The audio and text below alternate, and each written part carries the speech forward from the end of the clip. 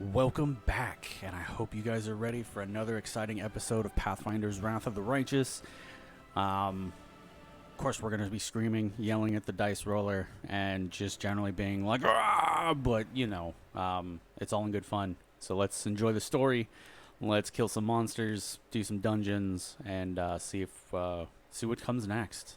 So let's go and hop into it. Welcome back. Hopefully you had a good bathroom break and got a snack. We are back at the Defender's Hearts Tavern. While you were gone, I cleared some inventory. Hired a new mercenary. Got caster stuff. He's a shaman. She's a shaman. Gonna be primarily a casting shaman for me. Gonna focus in evocation. Gonna hopefully maybe do some damage and then do some buffs as well. So nice little plus hexes. Hexes are a great support. They are a shaman with the nature spirit, so eventually, way down the road, they'll actually have a mount, which will make them maintaining hexes on all sorts of stuff way, way easy. Granted, that's like level 16, but we'll get there eventually. Let's go ahead and talk with Storyteller. And we can see some Crusaders here kind of chilling near Staunton, so maybe we'll have something come from that, but we'll start with Storyteller and work our way around.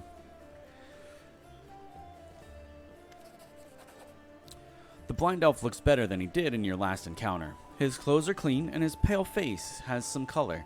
The elf turns to you and listens closely. Is that you, my savior? I recognize your footsteps, determined footsteps, befitting a determined person. Allow me to thank you again for saving me. Please accept this humble gift as a token of my appreciation. The elf hands you a small black ring with 2 scarlet runes on it.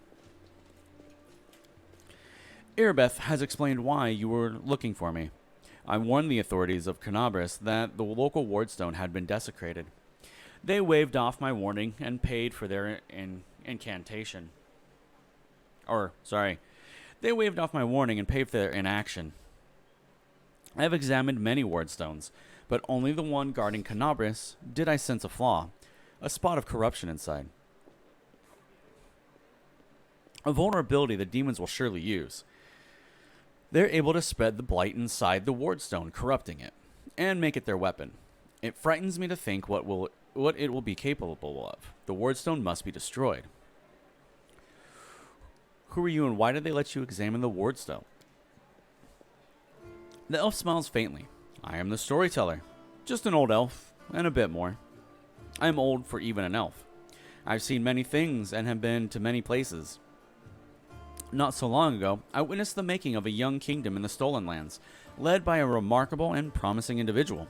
My advice on the complicated matter of conquering those lands proved useful to that leader, and that is the Kingmaker campaign that Alcat Games made. In fact, this character is a 100% throwback. This is not uncommon for me. Some eke my advice or services, and I don't refuse. This is how I acquire my reputation as an old vagrant who's never hurt anyone, stayed out of other squabbles, but sometimes gave good advice. I have a few friends in Nerosian who vouched for my integrity. This is why my humble request to be allowed to see the wardstones was granted. I visited all of them, but only found cause for alarm in Canabris. Do you wield some special magical power, some instinct? The Storyteller chuckles. Yes, to a certain extent. But it's more of a gift. I can see the past, stories that have happened. I touch an object, and shreds of its owner's memories are revealed to my mind. Their emotions, passions, and tragedies. I see visions like I am them, and their stories happen to me. This is my power. I've been roaming the world gathering such stories for many thousands of years. One day I will gather them all. What blight is concealed in the wardstone? I'm afraid I don't have the answer to your question. To understand the nature of this blight, we need to understand how the wardstone was created. And it is hidden from me. I can only guess. Have you heard of the Red Morning Massacre? A dreadful morning remembered with fear even by those not yet born at the time. A demoness called Monago invaded the city with a crowd of her followers and started to do what demons do best, kill and desecrate. They say they covered the wardstone with pieces of dead bodies, splashed it with blood from top to bottom. Could such an abomination darken the radiance of the gift of Iomide herself? The locals think this is possible, but who knows? It was not the last attack. Many demon leaders brought their unholy forces here. Even the terrifying Baelor Kor Marazadan. Their attacks were rebuffed, but they still reached their target. I think this is when the seed of corruption was planted in the stone. It wouldn't have grown on its own, but Discar himself has now come to take advantage of this weakness, to open the abscess that has been festering for years, unnoticed by the people of Canabras. And when the Demon Lord struck the blow, the weakened stone gave in. Now it's in demon hands, and nothing is stopping them from spreading the blight throughout the entire stone, and from it, to the other stones along the whole perimeter of the world wounds. Why did you travel to the ward stones? I tried to see their stories. The visions I had when I touched the ward stones were unclear. I saw hundreds, maybe thousands of different stories at the same time. They followed each other like flashes of lightning. It was impossible to separate them. I couldn't understand where one of them ended and the next began. I have heard you, storyteller. In that case, you must make every possible effort to destroy the corruption. Unfortunately, I don't know where to get an instrument powerful enough to banish it from the wardstone. As far as I know, there is nothing like it in Carnabras, but the demons might have something. I heard the dying roar of Terendelev, the silver dragon, the protector of the city. At the same time, I felt a wave of unfamiliar power sweep over me from head to toe. I would advise that you go to where Terendelev perished and search there for something. I'm sorry I can't be more specific, but intuition and a strange sense of rightness tells me to point you there. Can I help you? The storyteller nods gratefully. I appreciate your offer. I have reason to believe that somewhere in Canabras there's a manuscript authored by an elf from Kyonen who witnessed Earthfall.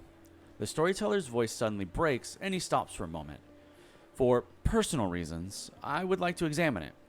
But no matter how hard I try, I have failed to find it. Even the Blackwing Library. Even in the Blackwing Library, I only found a mention that manuscript exists and it's held somewhere in the city. I assume it's stored in the Great Garrison. They wouldn't let me into the archive when I visited. All those crusaders were nervous about the strange blind elf interested in their secrets. It's understandable. The Crusaders naturally made them a little paranoid. The Crusade naturally made them a little paranoid. But now, the Great Garrison has fallen into enemy hands. I would be grateful if I could see the manuscript.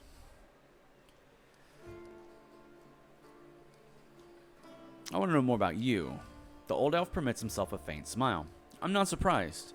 A strange, peculiar-looking elf with interest? The old elf permits himself a faint smile. I am not surprised. A strange, peculiar-looking elf with unusual powers who comes from afar and calls himself a collector of stories? Such things usually spark some interest. I will answer your questions. How do you collect stories? The same way a court philanderer collects his conquests. The way a healer has a personal cemetery of patients he failed to save. The way every person, including you, has a box of secrets. The most precious experiences deep down in their soul that no one is allowed to touch. The world is not made of things or matter even. It's made of stories. They move from the past to the future, piercing our world at the point of here and now. They give meaning to everything. They are the meaning, and everything else is only the setting required for the stories to exist. There is nothing more real and alive than a story, and anything real and alive can die or be destroyed, distorted, forgotten. But as long as I carry these stories with me, they will not be lost. This is why I don't often share my stories. By sharing one with you, I give you the right to tell it to others, to distort and embellish it advertently or inadvertently. How can I be sure you will keep its original purity? Stories travel from one person to another, they change, become distorted, turn into tall tales. This is why I keep my stories to myself. I have no more questions. I have a few questions about our encounter in the Blackwing Library. Of course, I make no secret of why I came to the library. I was looking for something. Did you find what you were looking for? The storyteller shakes his head gloomily. Alas, no.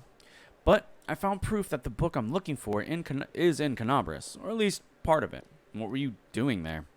I was looking for a very old thing. Rumor has it, some ancient scroll or book page about the times of Earthfall is held in Canabras. According to the legend, it describes the last days of the proud kingdom of Kyonin, later abandoned by the elves fleeing Galarian.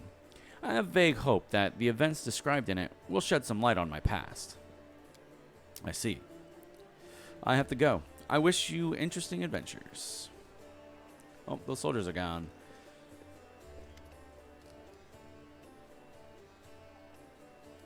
I've seen how the other soldiers treat you. What about it? The dwarf's tone makes it clear that he has no interest in your answer. Good. It's inhumane. It's been my life for many decades. Staunton shrugs indifferently. Okay. Well, we have spoken to Storyteller. Let's go talk to Arabeth. See if she has anything for me. No.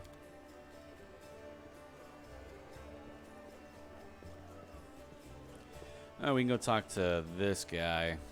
Because we did run into Kylisa. The elf's pale, beautiful face bears an expression of melancholy detachment. How may I be of help? I think Kylisa might be a drow. You see a shadow pass over Foreign's eyes for a single instant, then his face just as impassive as before. A drow? Unlikely. It's more plausible that her dark service has left a brand similar to one twisted the entire cursed drow race. A coincidence, I would think. I met Kylisa. Foreign's melancholic expression remains calm, but his entire body tenses, and his fingers wrap around the handle of his weapon. Under what circumstances? I hope you seize the opportunity to kill her. She claims she doesn't serve demons. Oh, of course she does. An attempt to buy her life. She would stoop to the boldest and most egregious of lies. Whose words do you trust? Hers or mine? Are you certain of her allegations? Foreign lowers his head and says in a hollowed voice, I am. Her misdeeds are terrible and proven with absolute certainty. Well, I'll let her go. After giving you a saddened look, Foreign stares off into the distance. Your decision is regrettable. I'm afraid that in doing so, you've condemned her many future victims to death. I suppose it just means that bringing this hunt to a close falls upon my shoulders. I have to go. Good fortune to you. And then I did turn back on the shared experience with non-active group members, mostly to slow the leveling to keep the mercenary cost at 8,000 gold, because I need to get a couple more. I usually run full mercenary groups. I don't usually run the story NPCs except for their actual story stuff, mostly because I don't like the way they're statted most of the time. And playing on harder difficulties, it is very advantageous to really go through and min-max your group to the maximum. Hard and unfair, there's only a handful of the NPCs that are either proper classes with the right stats and whatnot to actually be what most people that have beat those difficulties would consider viable. If you're playing on, medium, story mode, whatever, use who you like. It won't really matter. But when you talk about unfair, NPCs and bad guys just flat out have huge bonuses to what they do. So, all right. So you have Storm Burst. Actually, put our hexes first. Wandering Spirit. So Battle Bones.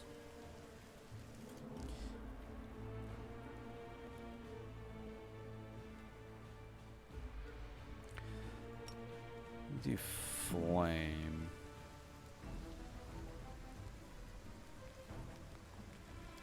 Okay. So it gives me Touch of Flames. Not exactly great. I don't care about... Oh, Command was a spell. Heh.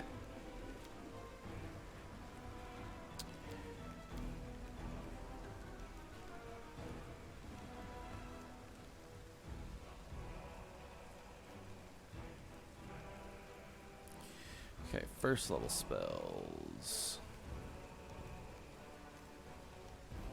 No, that's Burning Hands. That one's Touch of Flame. Okay. Let's do our long buffs here.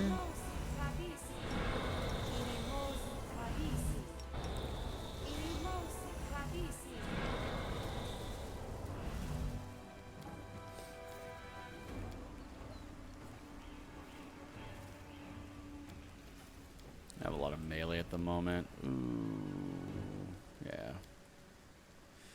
Let's do that for now. Alright. Gonna head up this way.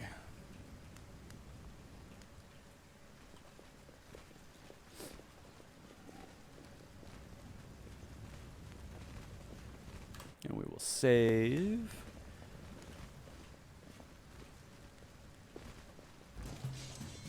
What are we fighting? I don't know what we're fighting. So, take it out of active combat mode. Oh, bugs and stuff.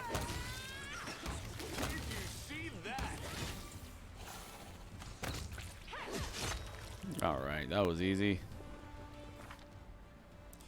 And good thing about mercenaries is they come in at your exact experience total. But if you don't use them, they will actually not gain experience. So keep that in mind. If you are going to get mercenaries, if you don't, and you turn off share XP, you will they will not get experience, not in the party. So exciting. That goes across there. Gonna save. Those guys are arguing. With grace?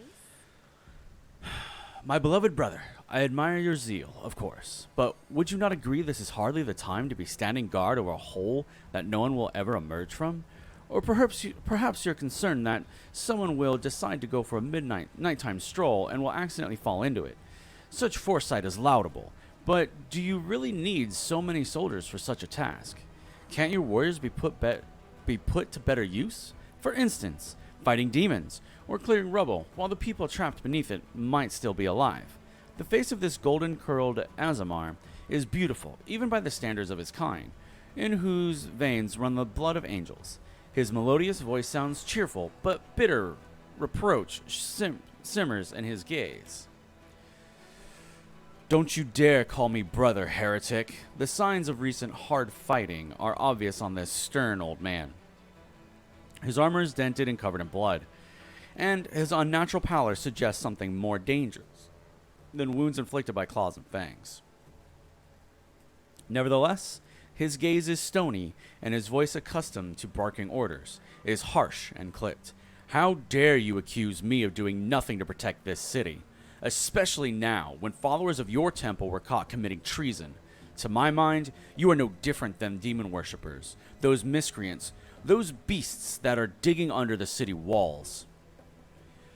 Responding, everyone knows, my dearest prelate, that your zealous pursuit in the city, you have long since forgotten how to tell friend from foe and good from evil.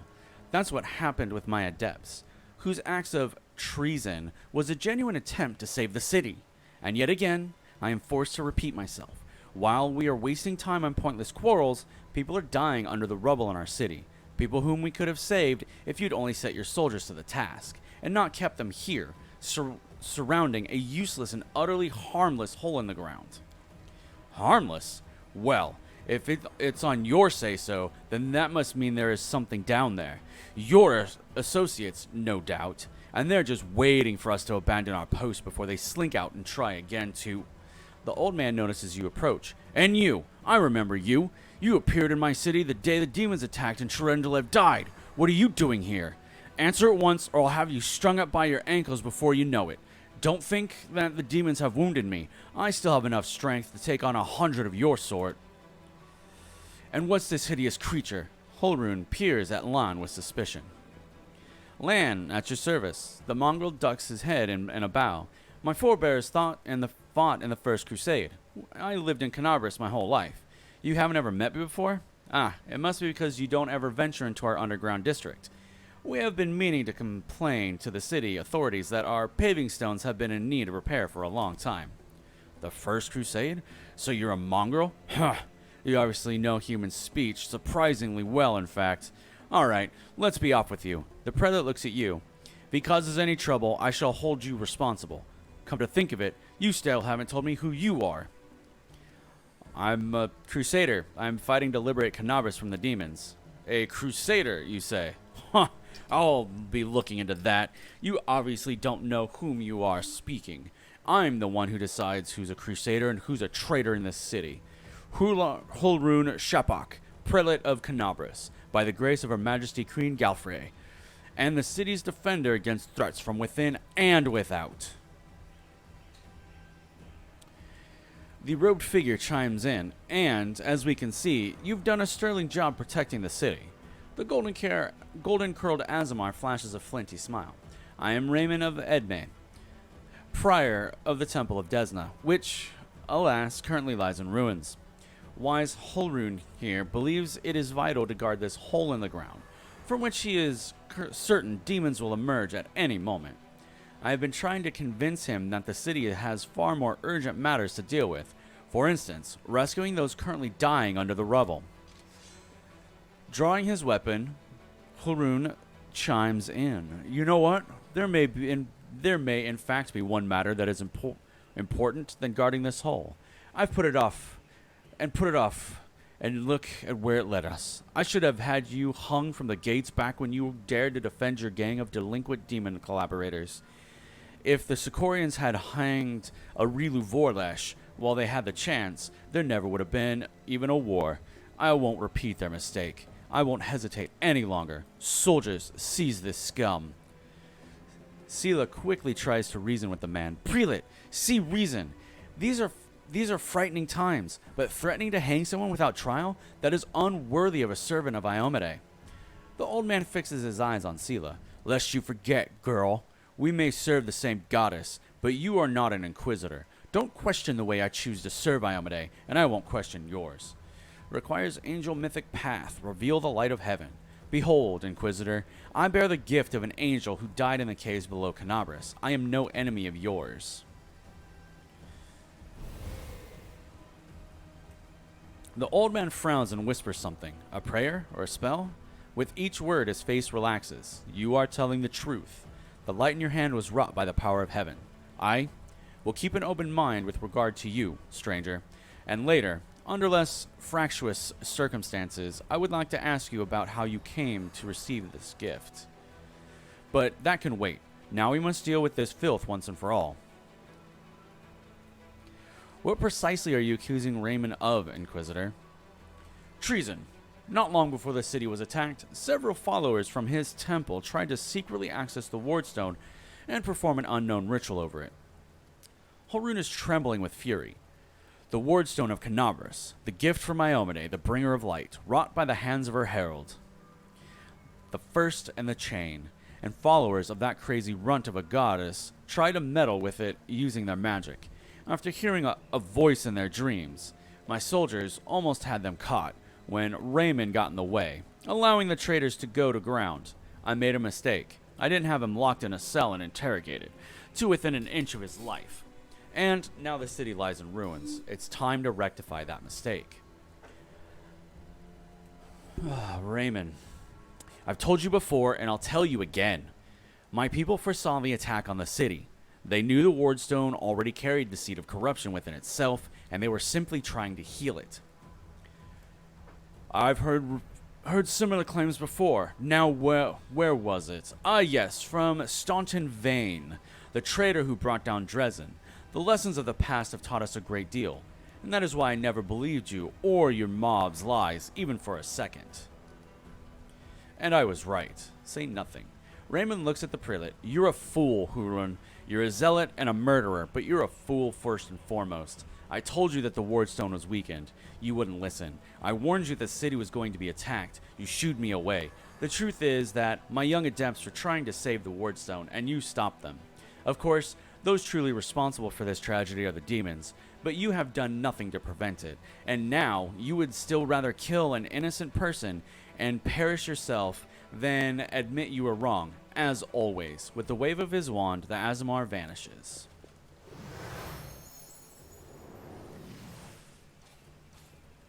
very upset, Hurun begins to yell. He doesn't scream, he's gonna yell. He fled, the heretic. He's no doubt expecting me to rush off in pursuit, but that won't work on me. Hurun turns his attention to you. What about you? If you truly have been marked out for the gift from heaven, this is your chance to save the city. Go and bring back that filthy traitor. I'm almost certain that he and his cronies were helping the demons, either knowingly or unknowingly. Their attempt to bewitch the Wardstone is clear proof. Raymond must be captured.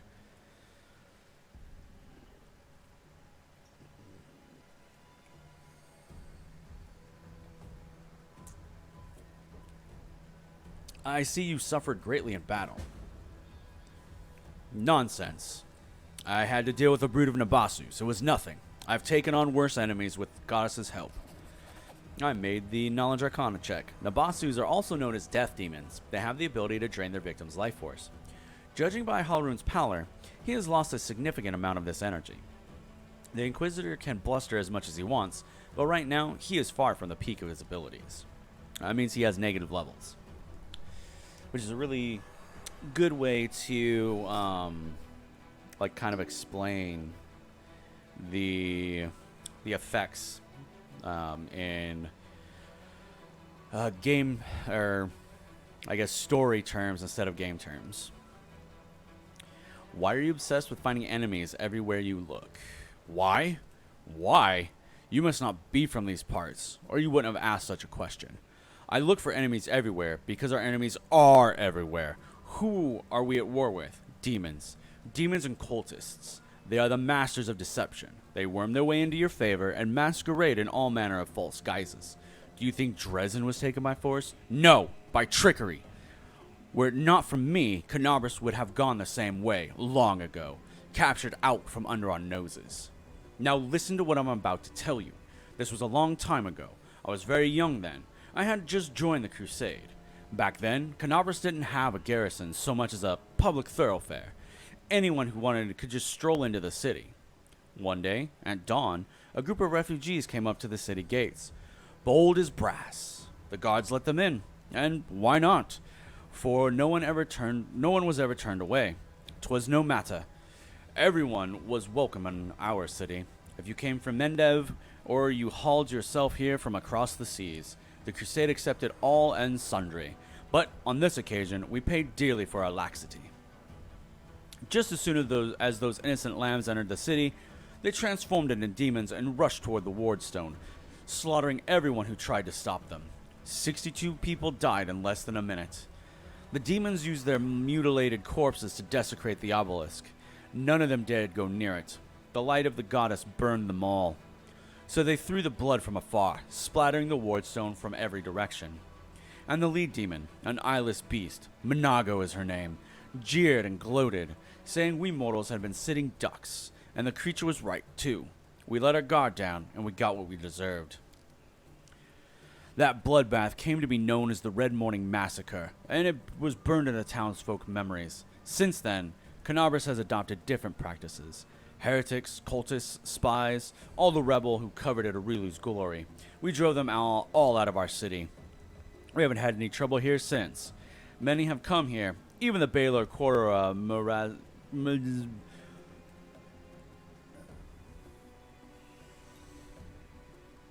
Need more coffee. Even the Baylor Cor Marazaden. And they have all sent straight back to where they came from. Or else they were killed for their trouble. You see, Discari himself had to crawl out of the abyss and come here. The goddess curse him. In order to break through our defenses. And what did he do? He left again.